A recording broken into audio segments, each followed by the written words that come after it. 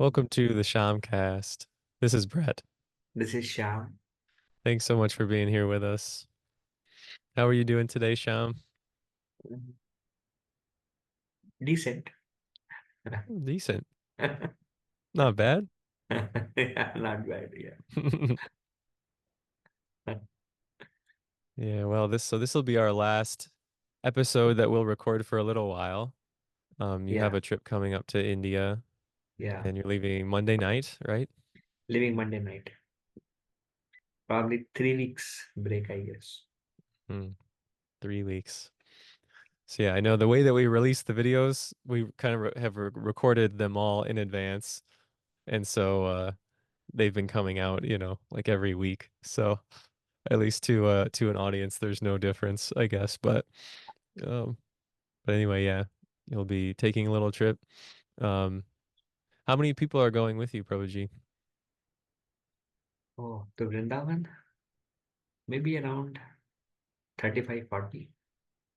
Wow, Yeah, that's a big group. it's a decent group of devotees. Mm.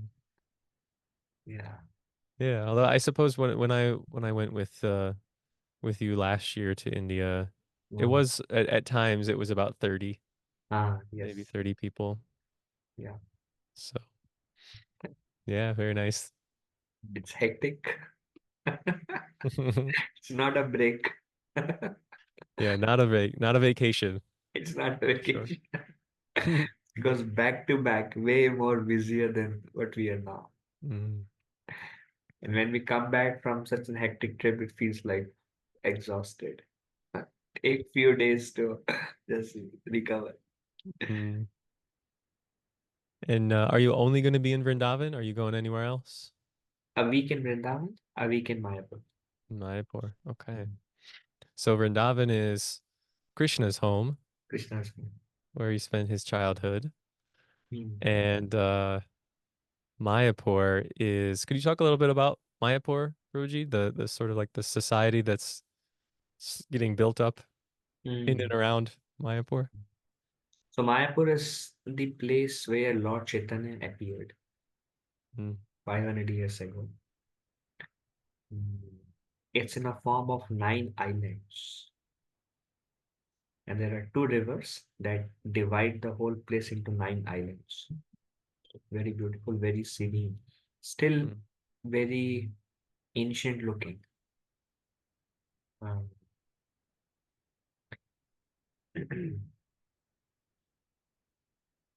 and it is not different from Vrindavan, Mayapur. And yeah, that's the headquarters of Krishna temples. All Krishna temples in the world, the headquarters is Mayapur. There, the first ceremony is observed at 4:30 a.m.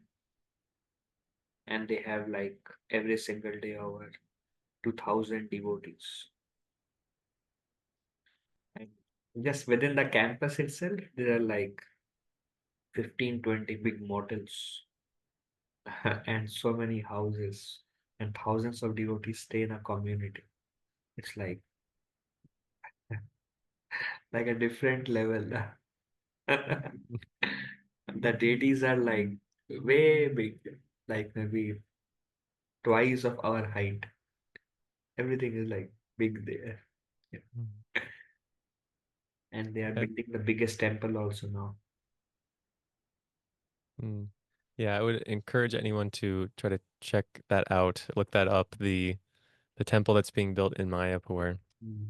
because it is really it's astounding how, Um, big and ornate and just how long, it's been being built for maybe a couple of decades now, probably something like that.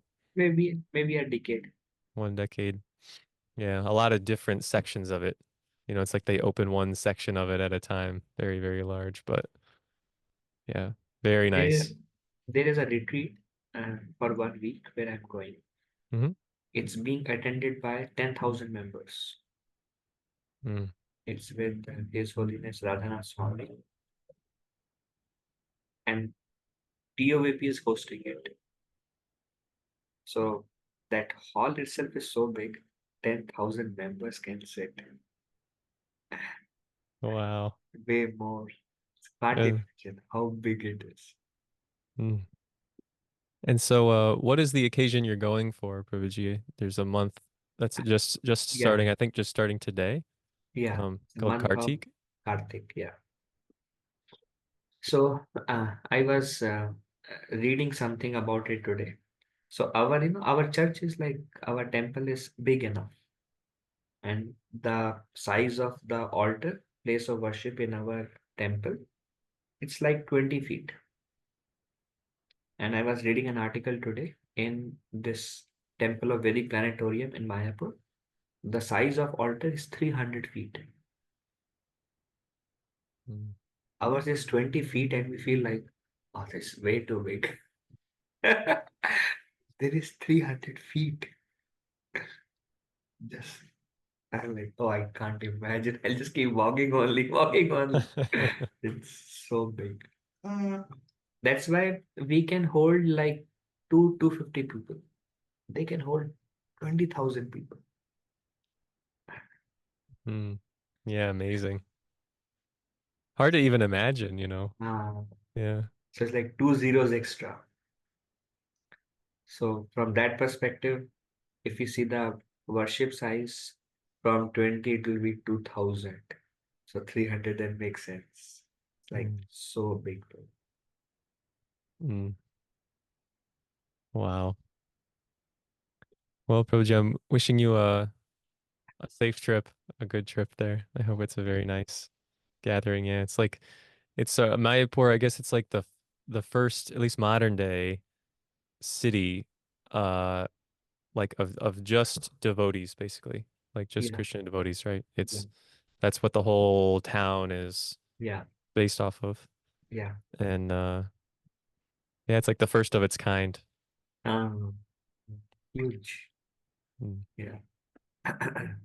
Then mm, you ask about this month. This month is called month of Kartik. hmm This is the most conducive month for spiritual progress. And it is said any devotional activity reaps 1,000 times more benefit in this month. This is the month of um, Radha. She is the presiding deity of this month, and she is the most merciful. And that's why this month has the special compassion that emanates from her, special mercy. She's very easily pleased. So anything done in this month, she's like, oh, this devotee is doing this for me. I must reciprocate. So it's a very holy, holiest of the whole holy month. mm. It's like in joking way, devotee says bhakti on sale. Like, um, Bhakti on sale. yeah, in this month. It's like, what is that weekend where things are very cheap? Thanksgiving? Oh yeah, like Black Friday. Ah, it's just like, yeah. It's the Black Friday of Yeah, of it's like spirituality. golden month of spirituality. Because rather than his golden complexion, so I said golden month. Very wonderful. Mm, very nice. Well, thank you, Broji. Yeah. So we'll continue then with our devotion activity. Yeah, This one. it's like 1,000 podcast. Yeah. Doing some Bhagavad Gita study. Yeah, okay. So last time, Prabhuji, so we're in chapter 4, Mm, transcendental knowledge. Um the verse from last time, it had a lot of different parts in it. mm, It was verse 22. mm, He who is satisfied with gain which comes of its own accord, who is free from duality and does not envy, who is steady in both success and failure, is never entangled, although performing mm, actions. mm, So through chapter 4, we've sort of been getting knowledge from Krishna. We got some knowledge on who he is, more of like, who he is and, what someone who understands him is like. What happens to someone who understands him, his activities, and his appearance and disappearance. And um, moving forward from this verse, there's about I guess, a 10 verse section that we're not going to, I guess, quote any of those verses, but it's a good thing to look up. Very nice reading. It basically just talks about sacrifice. And so mm, Krishna is sharing some different knowledge on different sacrifices that people perform. mm, And like, so for example, he talks about sacrificing the breath in different ways. He mm, talks about people, some people make fire sacrifices. He sort of goes through, he says some people do this, some people do that. mm, Some people like sacrifice their senses, mm, they sort of like withhold from using the senses. Um, they sacrifice the hearing process. He says, mm, some people, engage more with the senses, but they sort of make that their sacrifice. And mm, so he goes through, many different things. Um, some people sacrifice even eating, so they, it's sort of like their mm, out breath itself is a sacrifice. And he sort of concludes, he says, all these people are seekers. They're all looking, sort of for this, this similar goal. Um, he says that, they all taste the nectar of a higher truth in some way through all of those different sacrifices. And then he gets to a section, or I guess a verse that, we would consider very important. Sort mm, of like, maybe if you have a question, you're reading the Bhagavad Gita and you go, okay, we have all these people there. He's listing all these people who do these different things, mm, different kinds of sacrifices. mm, He's talking about knowledge. We want to know about, the divine source. We want to mm, know about what the truth is. And so one might naturally ask, well, how do I go about doing that? And who am I supposed to talk to about, like, how am I supposed to learn, mm, And so the verse for today addresses that mm, question, and it's verse 34. mm, So Krishna says, just try to learn the truth by mm, approaching a spiritual master. mm, Inquire from him submissively and render service unto him. The self-realized soul can impart knowledge unto you because he has seen the truth. mm. So, yeah, I have not, I do not have a spiritual master, at least at this point in life. Um, you do, Prabhuji. I guess you've been a disciple of His Holiness Radhanath Swami Maharaj for 12 years? A 10, 12 decade. years? Decade. Mm, Um, so, this is a verse that gets pointed to and spoken of a lot, and this topic is spoken of a lot as well.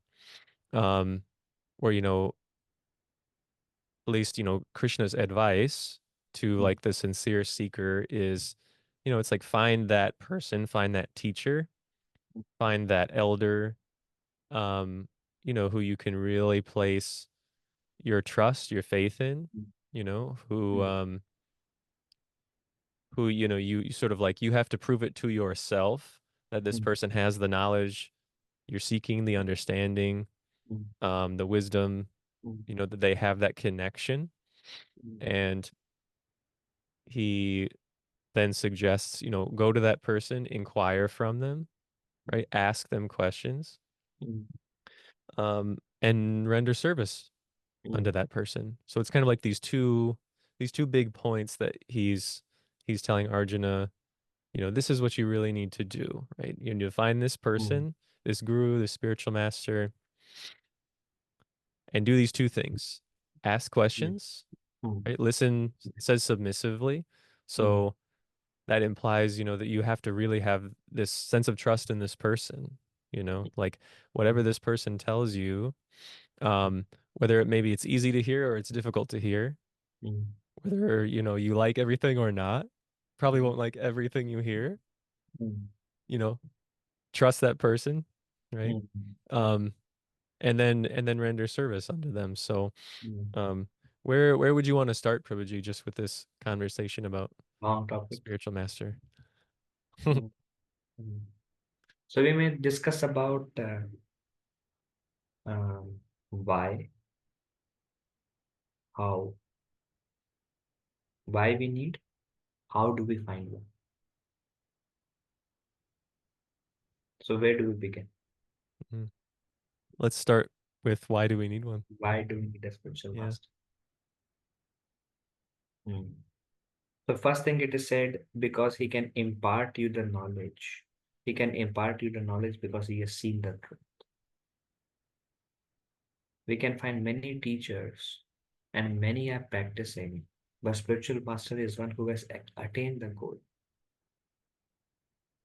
So it is best to learn from those who have walked the path that they are speaking and who are successful in their findings, who developed the love, the attachment to the Lord, who became purified, and then they have seen all the phases of life, everything that is harmful, detrimental, everything that is very beneficial. And the best is to learn from them who have seen the truth. Then one may say, then I can hear from that person, why do I need to accept him as spiritual master? I can hear him, and that's sufficient. Mm. Then also it is said there is a um, description of the grace of spiritual master. We can hear from the spiritual master, but we may not be able to receive the grace of the spiritual master. Grace means when he takes our responsibility or when he is very eager to help us grow. We can hear from many devotees on YouTube, from many spiritual masters on YouTube, and we can get the realized knowledge. And we can try to walk on that path. And as we are walking, a day will come when we will feel like I need somebody who can who can help me further on in this journey. That day comes. That day comes after when Krishna sees that we are very sincere in our practices and when we are very eager. It is said that those people should approach a spiritual master who are very eager to make spiritual advance and who have realized that this is the only goal is to attain self-realization, to attain perfection of this human form of life. And when they become very eager, then they are like, oh, I cannot go beyond this. I need a spiritual master who can personally guide me. I need that loving relationship, that care.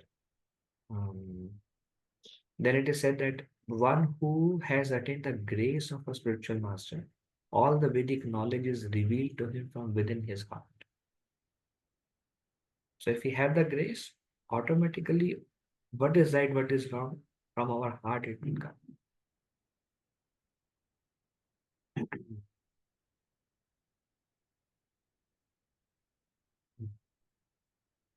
Also, when we all carry this principle of karma from many lives of reincarnation. And when we accept a spiritual master take all those backlogs that we have from many lives upon him and he burns. That's another sign of love. And then he sets us free, so it becomes much easier for us to practice from there on.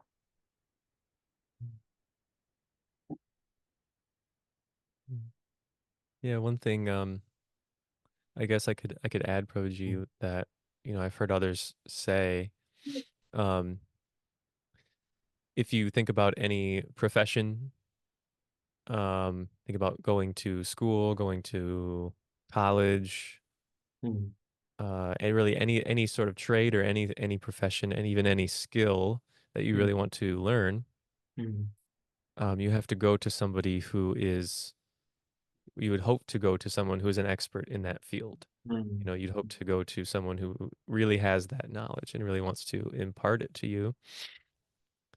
Um, and you'd have to learn for some amount of time, not a short amount of time. You're getting a degree, it might be 4 years, 8 years, whatever it is. mm, Um, Remember I used to work in the like construction field, mm, and so I worked with electricians as well. And in the electrical field, it's like usually minimum 4 years. that it takes for someone to learn, before they can like they can get this license to where they can kind of go off on their own. And mm, before that they have to be supervised and all these things. And so I feel like it's not a thing that automatically that automatically like you think of, or that many of us would think of in a spiritual context. mm, That, oh, it must be like that too, where you have to have training, you have to have a guide who's been there before. Um, Maybe there's a lot of ideas that like you don't need a teacher, or that mm, you don't need any of that. mm, Um, and people say, well, it's all within you, so you don't need, to hear from somebody else to like tell you what to do, or to guide you. Um, and while it's certainly true, Bhagavad Gita says, like, the like Krishna is within everyone as the super soul.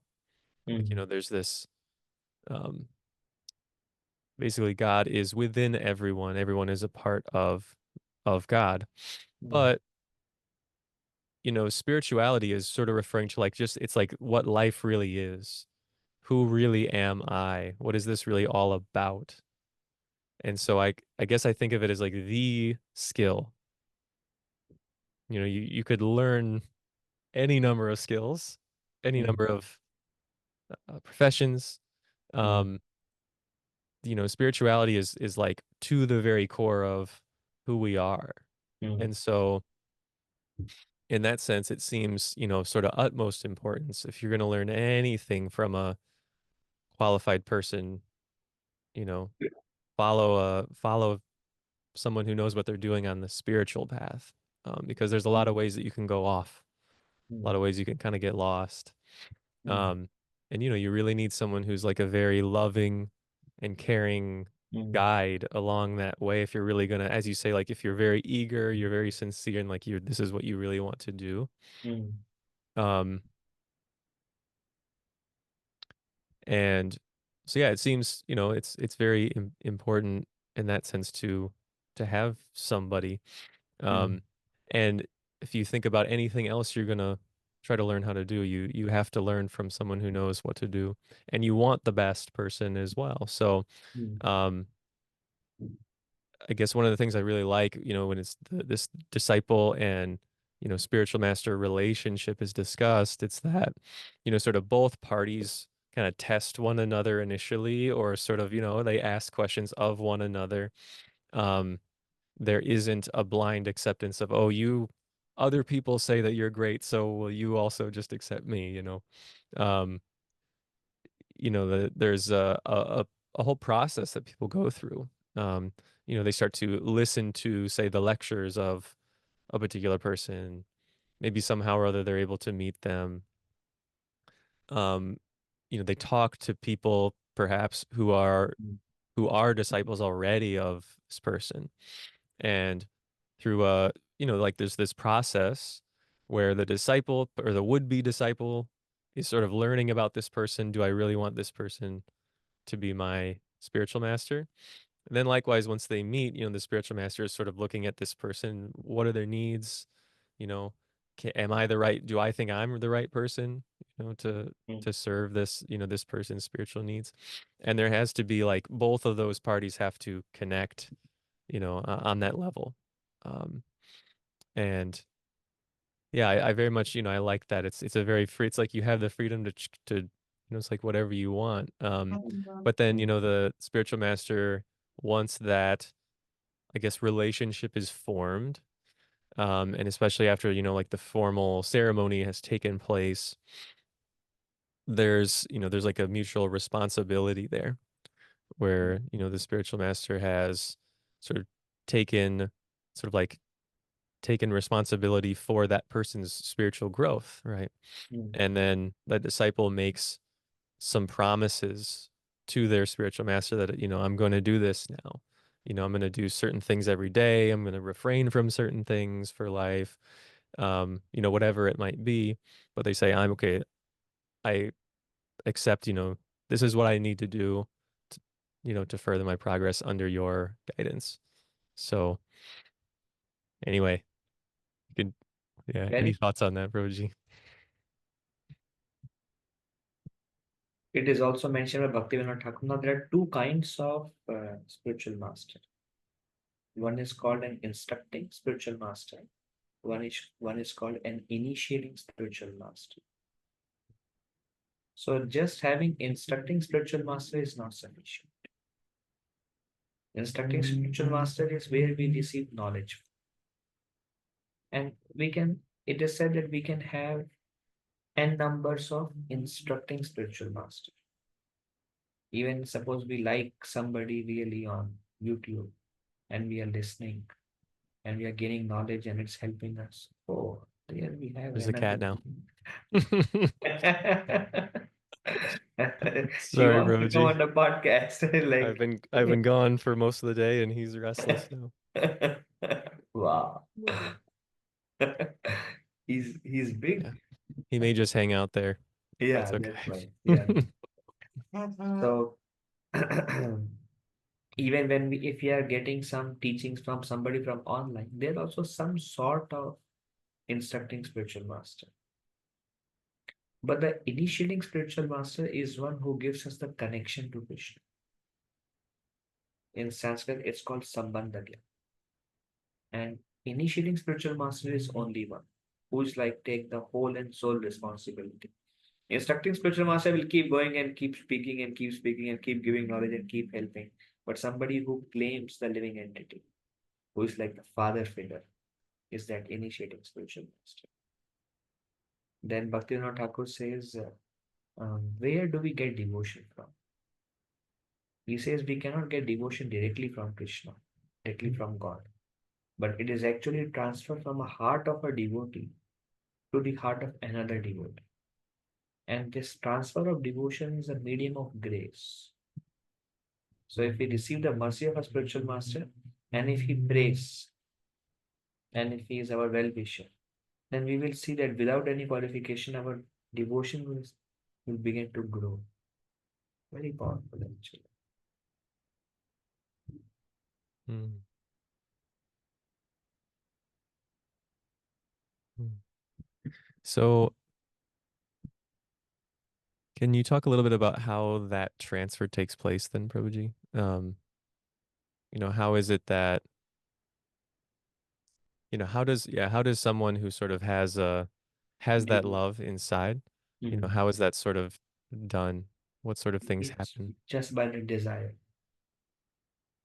If a living entity, he feels like, oh, oh, oh, my dear Lord, please bless this devotee, bless this student.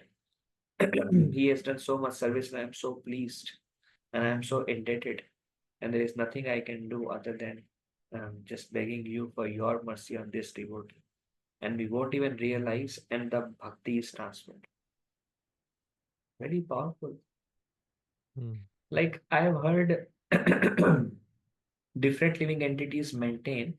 Like I heard, I think a fish maintains the offspring just by thinking,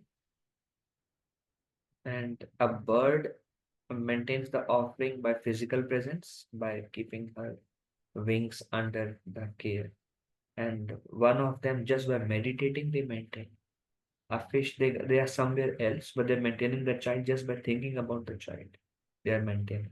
And there are three, I forgot the three animals and different ways they maintain. Some maintain just by words, some maintain just by thought, and some maintain by showing physical love. So spiritual master can maintain us just by thinking, just by the spiritual master's desire. Srila Prabhupada said, Krishna is in your heart, Krishna is in my heart. So we are connected. If you are chanting, I am chanting, the Prabhupada said we are connected. mm, mm. And so you mentioned, as you're talking like about, the spiritual master basically asking for a disciple to advance.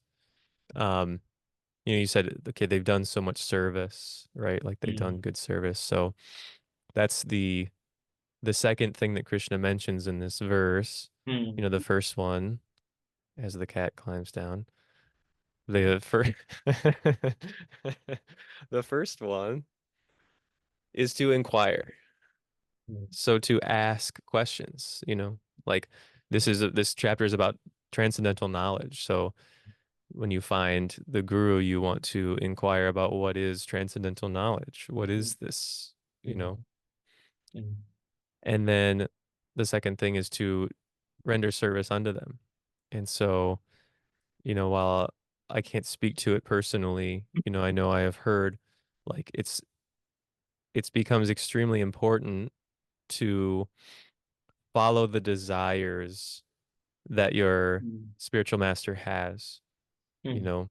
Um and particularly for you, like if they tell you, oh, you know what, you do very good at this if you went maybe you moved to this place and help them work on this project over there, or if mm, you have this talent or skill, it'd be really nice if you did that more as a service, or um whatever it might be. If you're a mm, musician, hey, maybe you should start a kirtan group, or something like that. um so it becomes very important to do, mm, first of all, to do service for that guru, but then also, it's like to follow their direction. mm, Like it's like what kind of service is being recommended for you, mm. and doing Thank that right. So before that, let me ask a question about the cat. How about the cat? Yeah. Okay. Suppose this cat decides tomorrow, I don't want an initiating guru. I want an instructing guru. And what I want from my guru is food. Mm, So I'll go house to house and I'll beg for some milk and some food. And I'll maintain myself like that. mm, And he goes, and there are many people who give free food, and he will eat here and there, and he is maintaining oneself. And then finally he is like, no, no, no, I need that one person. And then he comes to bread Prabhu, and he's like, can you please take my responsibility? I have been going around everywhere and eating wherever I get food. And I was happy living, I was satisfied. But I think that I need that loving care. Just getting food is not sufficient for me anymore. I really need a deeper connection. Really want like my full maintenance. mm, So it's like a devotee going to spiritual master. I want somebody to claim me, to own me, somebody who is my life and somebody to whom I can give my life. So now see that loving bond between you and cat cannot be replaced. If he gets food everywhere, it's not the same. He mm, can have n number of food giving sources. It's not the same. So mhm, having a spiritual master is like that connection. That okay, that one person that I can live for. mm, And that connection, just like we were discussing, like a bird gives a physical connection. But some offspring give connection by staying far away also, just by thinking. And that thinking is motivated by love. And it is said that we mm, cannot ask or demand a spiritual master. All right, now I've accepted you as my spiritual master. Now you have to pray for me. You have to give your devotion. Doesn't work like that. So when he's pleased, and when he's pleased, when we follow his instructions. For example, if this cat is very, say, submissive, mm. and Brett Prabhu comes and he says, I'm very tired. Can you get that pair of shoes for me, please? I need to go there. And the cat goes, bring the shoes for you to Oh, that wait. would be great. And He doesn't do that one. he doesn't. So, and then if whatever you say to him, and if he goes and does that, then how happy will you be with him? And if he comes after a tiring day and he creates a lot of trouble for you, then you'll be like, now again. So it's like, it's not just a formality, Mm, but it's like when what they do, we when what they say, we do. They say, please chant, we chant. They say, please render service. Please refrain from these things, they're not conducive. And when we are actually trying to please them, And before doing, we know, oh, this my spiritual master may not like it. And then with that mood, we conduct our life. It's like we have a loving relationship and we are trying to please that person internally. And spiritual master is not a human. It is respect. Srila Prabhupada says it's an offense to think the spiritual master is a human. Human means he's like one other normal living entity, like all other living entities. He's a self-realized soul. So just like Krishna is in the heart of all living entity, likewise a pure devotee becomes an eternal associate of the Lord. And Krishna resides in the heart of all living entity along with his associates. So then we see that spiritual master also is aware of everything that I'm doing. If we think like spiritual master knows only when in front of him, I must follow him. Once he's gone, he's gone. Anyway, he doesn't know anything what I'm doing. Only when he is in front of me, then we are thinking of spiritual master as a conditioned soul, like like us maybe. We're thinking just like what capacities I have, he has the same capacity, and we bring him to our level. Then we are not able to understand the principle of spiritual master or Mm. the potencies of spiritual master. So when we have faith and then we follow, we try to please, and then he knows. And how does he know? Like one devotee asked my spiritual master, "Do you know everything?" And my spiritual master says, "I know whatever Krishna reveals to me." So because there is a relationship with the Lord, which is the super soul within the heart, the spiritual master knows. Because of the Lord in the heart, he knows everything about everyone, even if he has 50,000 disciples. He knows. The moment he see you, he get a feeling of everything. Hmm. So it's inconceivable. That's why he's pure. So he knows everything. Just like Sukadev Goswami spoke Bhagavatam and he knows everything, like the spiritual master knows everything.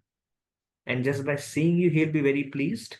Or just by seeing you, he'll be like, he'll feel uncomfortable around you. So he knows. And I personally witnessed it. I'll tell you one instance where one initiation ceremony was going on.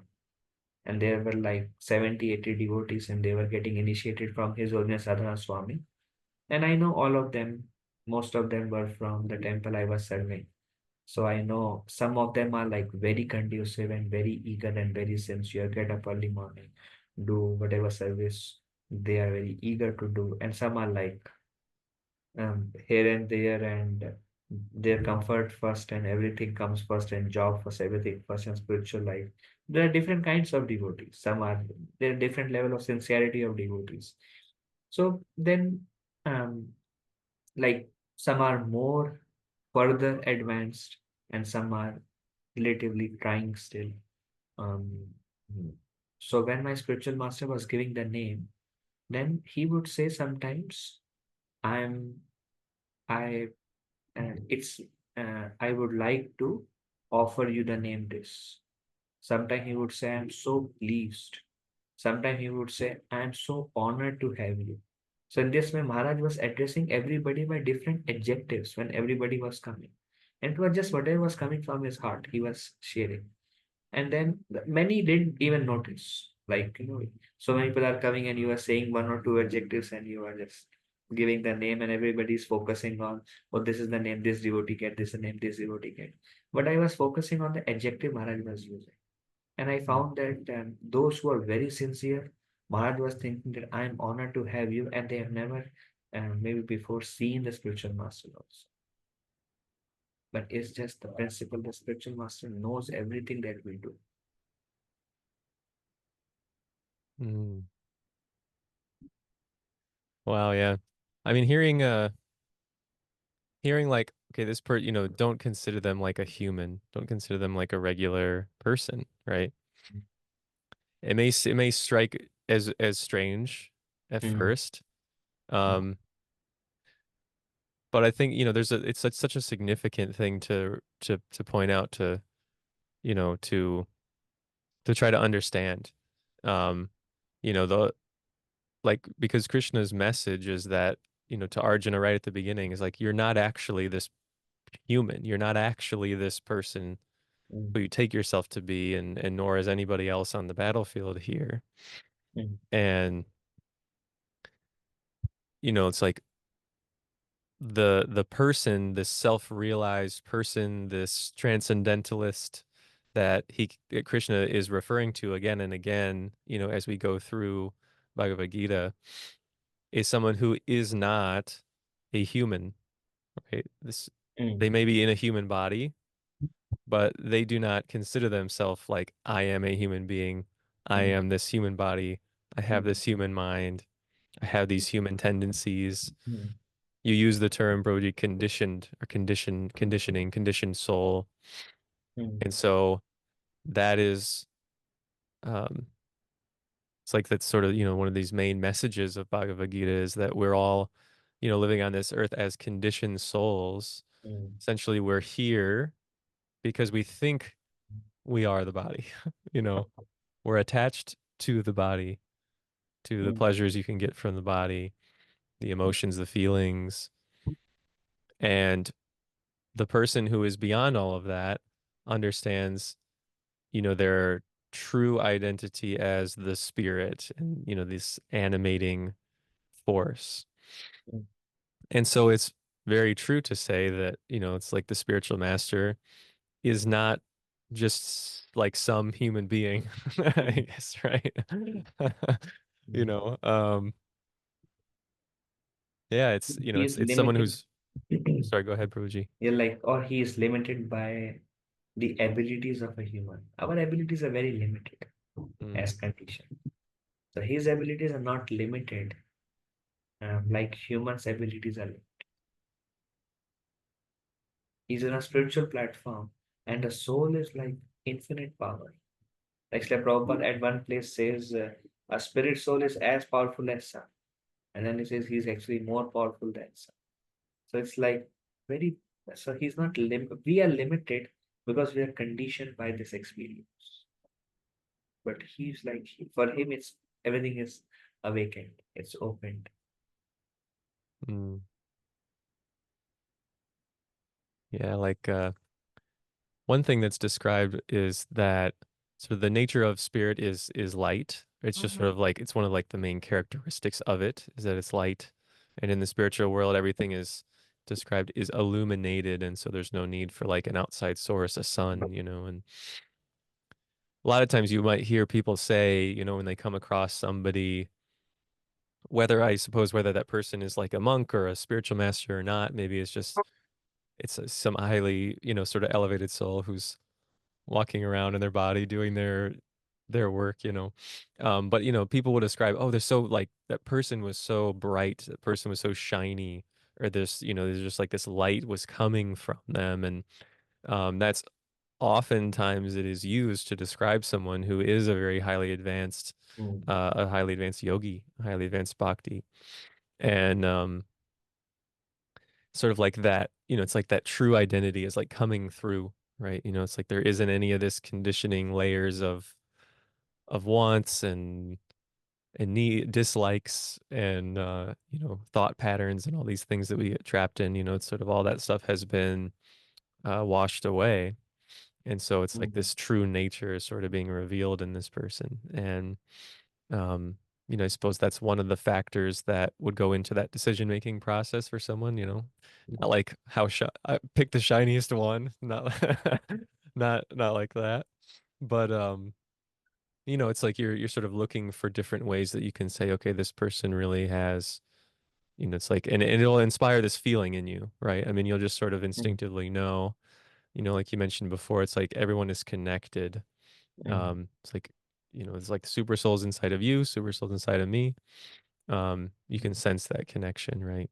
And uh, just sort of speaking to the last thing Krishna says in this verse, it's like this person has seen the truth, mm, right? mm, And a lot of what you've been speaking about as well is how this person does see the truth, and on I guess a far greater level than even what we But we can conceive imagine. of. Some of us, yeah, what we Mm, might imagine. But it's like this is a person who is shown the truth, mm, right? That truth is awakened from within them. mm, Um, yeah, which is I guess an important distinction to make. It's not mm, like, oh, this person's just kind of naturally like a genius or something. mm. Um, It's not intellect. yeah. So one. Story I was remembering is there was a guru, bona fide spiritual master. He had many disciples. So one of the disciple went out and he was asked to get some wood for some sacrifice, for fire sacrifice. So he went, he took the wood and he was coming back. It was late night. And then he saw, how there are like agriculture.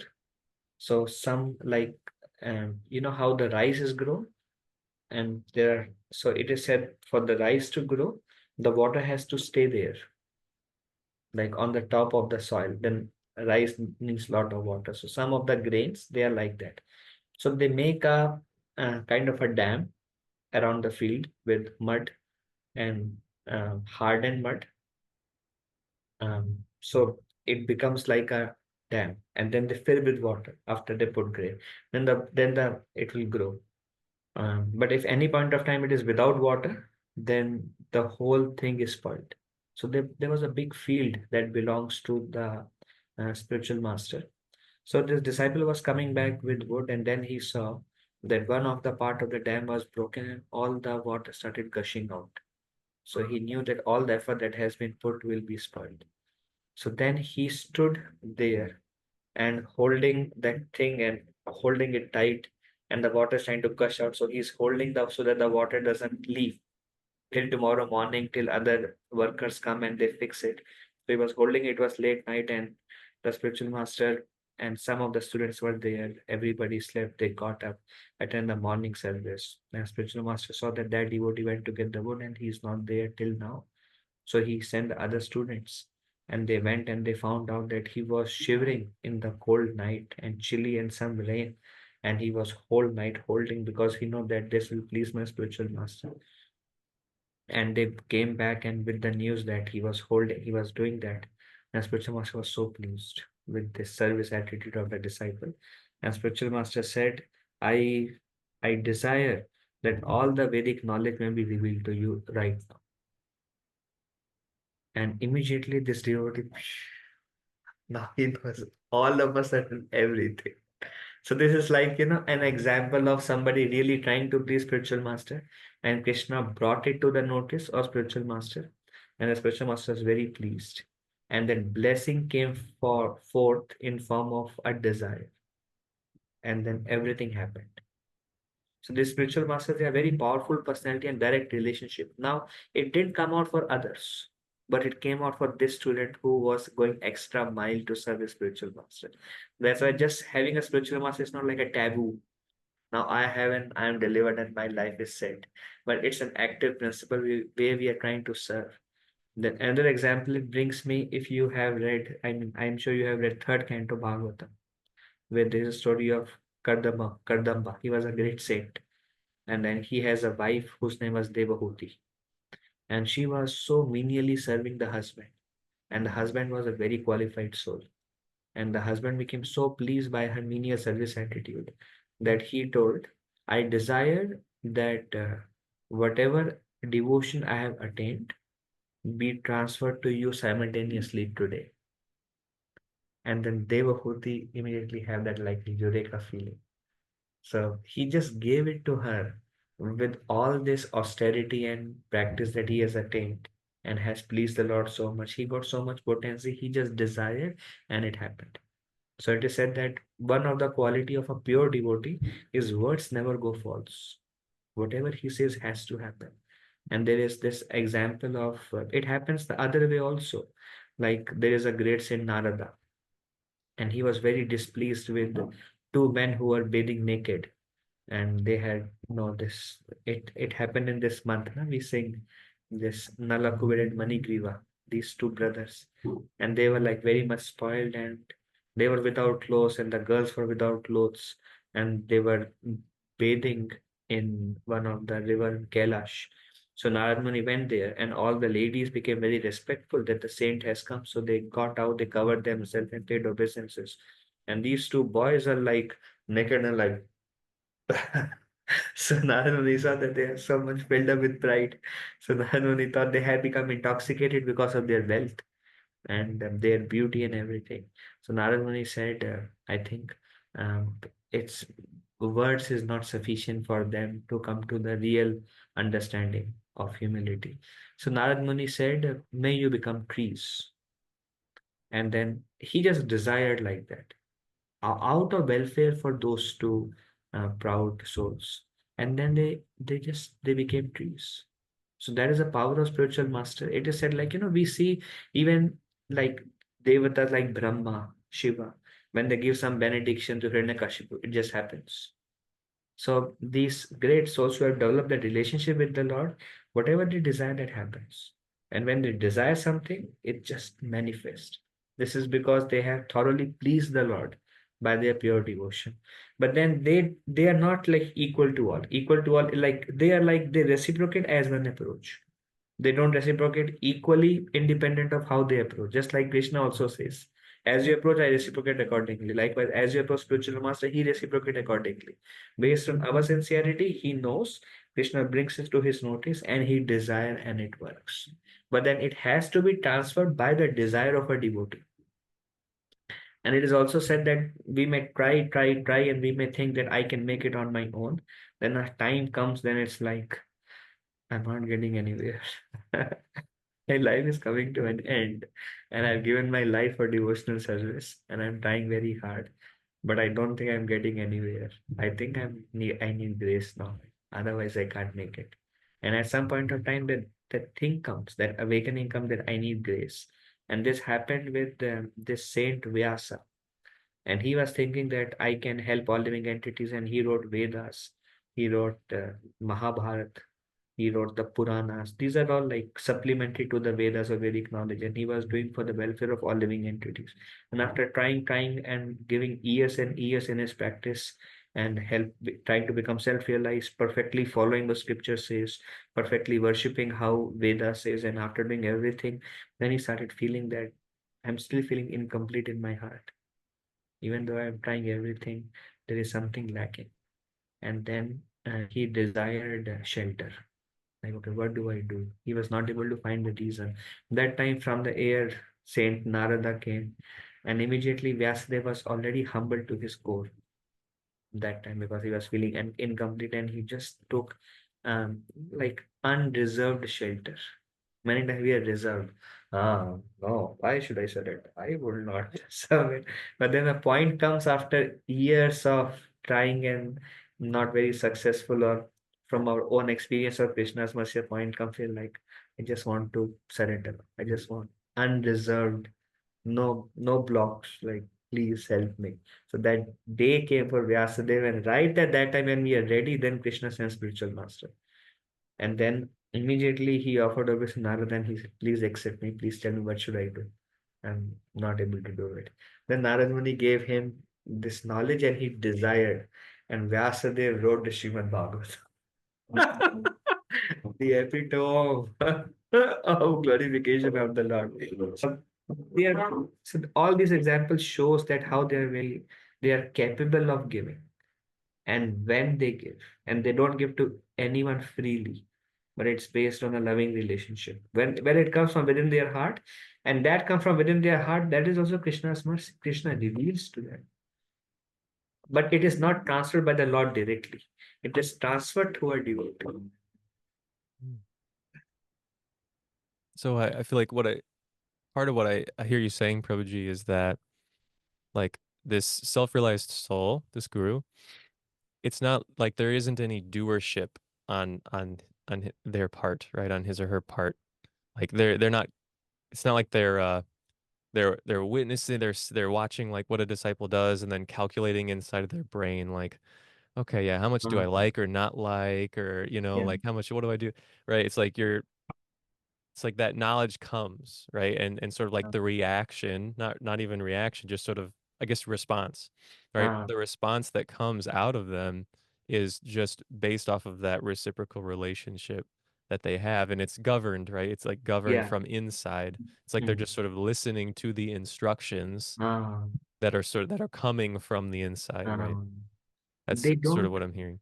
they don't respond to words, how common people does, but they respond to the voice of the Lord. Like I asked my spiritual master, name for this place, Krishna Community Center. Maybe Vrindavan internal name for this place, something that we can refer to internally and externally as Krishna Community Center. And the servant asked Maharaj. Maharaj said, okay. And then servant reminded again, Maharaj, they're looking for a name. Maharaj said, okay. Then again the servant asked, and Maharaj said, okay.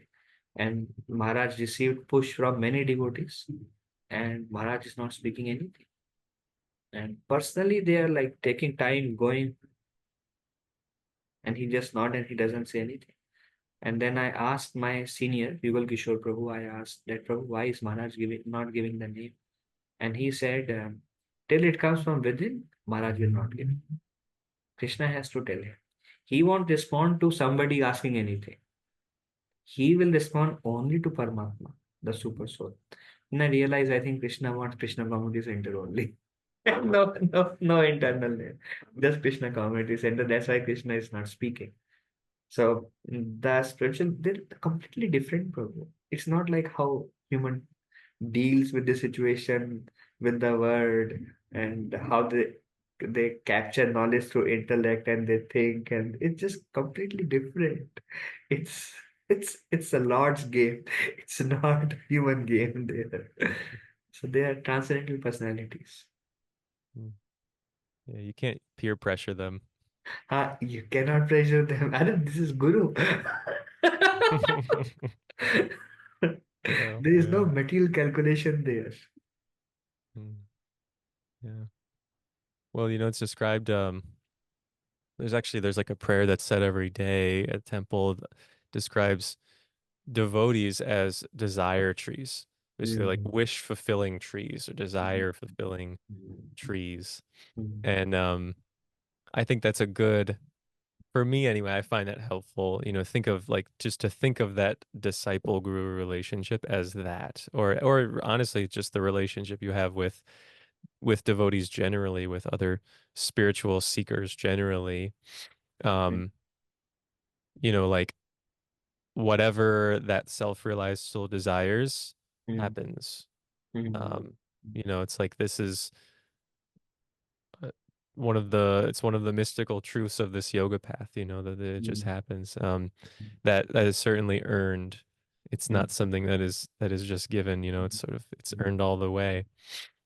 mm, Um, but it's like the I guess to one of your earlier points, what really is important for someone who's looking to continue that, who's looking to do that, is the sincerity of their mm, intention, mm, like what they really want. Um, and I suppose I just say to the broader audience, like, um, there's a lot that's said about spiritual teachers, in the West and in the United States, especially the word guru is not seen in such a positive light by many people. And, it's sort of like the examples that are sort of shown to us in our media are of people who are more of the false guru type, or people maybe mm, who made promises they mm, couldn't fulfill, or who, told people that they could instruct them in perfect knowledge, but then weren't able to. Um, or maybe, even committed abuse against some of their disciples, or, certain things like that. And so there's just some hesitancy, with this word mm, guru, with the idea of spiritual master. But um, I would just want to express, what I have seen in my own experience from mm, those, in this tradition who do have a spiritual master, or even who want to have a spiritual master. They're all over the place. They come and visit mm, kind of, frequently different, people who mm, who are those initiating gurus. And so, you're able to meet them. You're able mm, to talk to them and um take guidance from them on different matters. They're always, mm, they like to listen, they like to talk and talk to people, instruct. And from what I have seen, that relationship is so very it's very close. mm, It's the most special relationship to that disciple is to their spiritual master. You talked some today about like how like you take shelter of that person takes, Mm, sort of this spiritual responsibility for you. And I sort of heard this type of feeling described recently as it's like the biggest sigh, like the biggest, like well, you're just talking surrender. Like when you get to that point, I just want to surrender. Like I don't want to keep trying to control life. I don't want to keep trying to control the world and get the mm, most for myself. I just, I want to be done with that type of thing. That was how it was described. It's like you can't even imagine how nice of a like ah mm. that is, Um, Trying to hold on and it's like so much effort to hold on. mm. So yeah, and then I mean it just said that, the whatever you desire, if you're, if you're sincere in whatever practice, this path that you're on, this person like will come to you and Very. they grant wishes. That's what they do. So, a couple of things are coming in my mind. One Yeah. is there is a story of a crow, and this crow was having this food in her mouth. She got the food, and all the crows starting chasing this crow. And this crow is running so hard because he doesn't want to share the food with anybody. Like, it's like and all this stuff from the ocean of crows are coming back. And this crow really wants everything for himself or herself. And later on, all of them came so close. And this crow is like, I can't make it. This crow throw the piece of bread that was in her mouth, and all the ocean of crows they started running behind those that piece of bread, and this crow is like, I think I should have done that earlier. So that's like trying to hold on. It's like become so much, bring so much anxiety just to try to hold on. Then after doing that, we feel like, why didn't I do this? Why did I take so much time in doing this? Then another thing, and that comes is, and if we are not sincere, and then if we need a guru, then Krishna will send us a guru who is cheating by nature. The kind of guru we attract is based on our own sincerity. This is also very important. There are all kind of gurus and there are all kind of disciples. But it is said that if you really need a real diamond, then you pay a heavy price for it. But if you need a cheap jewelry, 50 cents, 1 cent, 2 cent, so many shops. But real diamond, hard. We need to work hard in that direction to purchase that. Likewise, to get a real guru, it requires some hard work. But to get anybody and everybody as guru, you just go and you say a word and you give $20 and you get a guru. You get cheap. You want some cheap stuff, you get cheap stuff everywhere. So it's dependent on one's sincerity. Then another question comes. The last part I was thinking is how do we find one? And naturally, we don't have time to discuss in detail. But in one line, it is a mystical process, and it is not who we find Guru, but Krishna sends Guru when we are ready. It comes all of a sudden in a form of a desire. Oh, I wanna surrender. I wanna surrender to this person. That one thought is all it takes to find. But that one thought, if it comes with conviction, that is coming from the super soul within the heart. And that takes some time. But how it happens, it's mystical. It's not something I will hear this lecture, I think I was 50% absorbed in this lecture. This person, this, and we are trying to tick or cross, tick and cross. Maybe among, it's not like that. It's just, it, nothing else matters beyond that. It's like, he's the one. And that if we remain sincere, remain sincere, then Krishna will give us that thought. And once Krishna gives the thought, we'll be 100% convinced. We won't be convinced by 10,000 devotees telling us, oh, you need to have. It doesn't work like that. It has to come from within, and that one thought is game over. But for that one thought to come, the Lord wants us to be sincere. So it's mystical how one finds. Mhm. Mhm. Very nice. So, Any other thoughts, Prabhuji? no, I spoke all my thoughts. Hmm.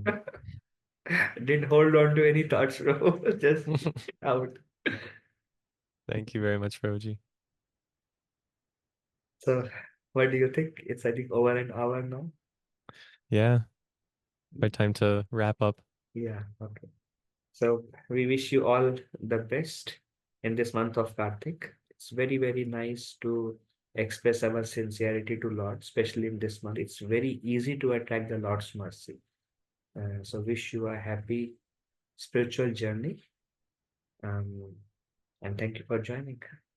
See you soon.